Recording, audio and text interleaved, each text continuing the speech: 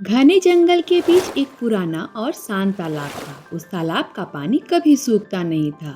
लोग कहते थे यह तालाब केवल पानी से नहीं पुण्य से भरा हुआ है।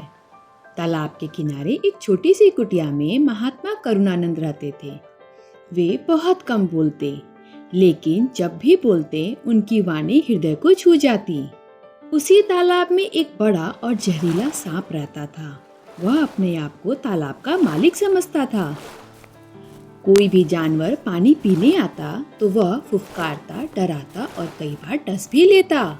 डर के कारण जंगल के कई पशु प्यासे ही लौट जाते थे। साधु सब कुछ देख रहे थे, लेकिन चुप थे। एक साल भयानक सूखा पड़ा, नदियां सूख गई, पेड़ मुरझा गए, पूरा जंगल प्यास से तड़पने लगा। अब वही तालाब आखिरी सहारा था। एक दिन एक हिरनी अपने छोटे बच्चे के साथ तालाब पर आई। जैसे ही वह पानी पीने झुकी, सांप ने उसे डस लिया। हिरनी वहीं गिर पड़ी। उसका बच्चा माँ के पास खड़ा रोता रहा। यह दृश्य साधु ने देख लिया। उस दिन पहली बार साधु की आंखें भर आईं। रात को साधु तालाब के पास पहुंचे। वे शांत स्वर में बोले, नागदेव, यह तालाब तुम्हारा नहीं, यह उन सबका है जिन्हें ईश्वर ने जन्म दिया है।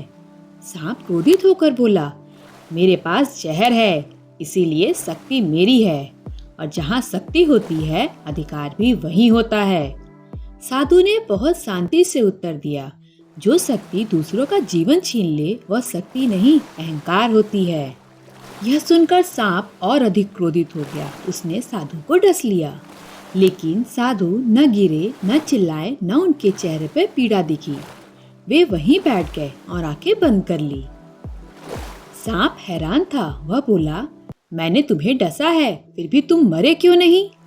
साधु ने आंखें खोली और बहुत शांत स्वर में बोले, क्योंकि मैं तुम्हारे लिए भी द्वेष नहीं रखता। मेरा मन शुद्ध है, और जहाँ मन में जहर नहीं होता वहाँ बाहर का जहर असर नहीं करता।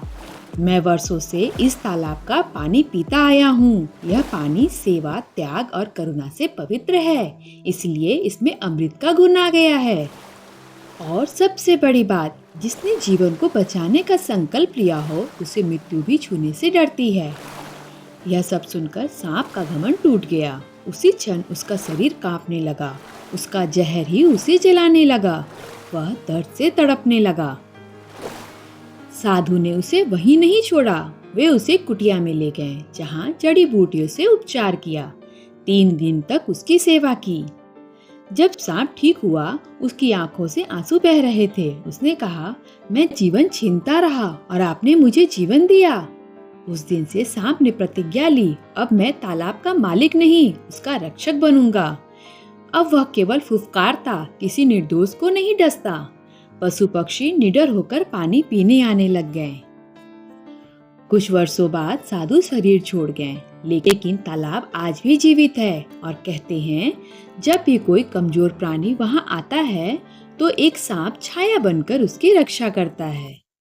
इस कहानी से हमें यह सीख मिलती है, शक्ति सेवा के लिए हो, अहंकार के लिए नहीं। Please like, share and subscribe. मिलते हैं नेक्स्ट स्टोरी में।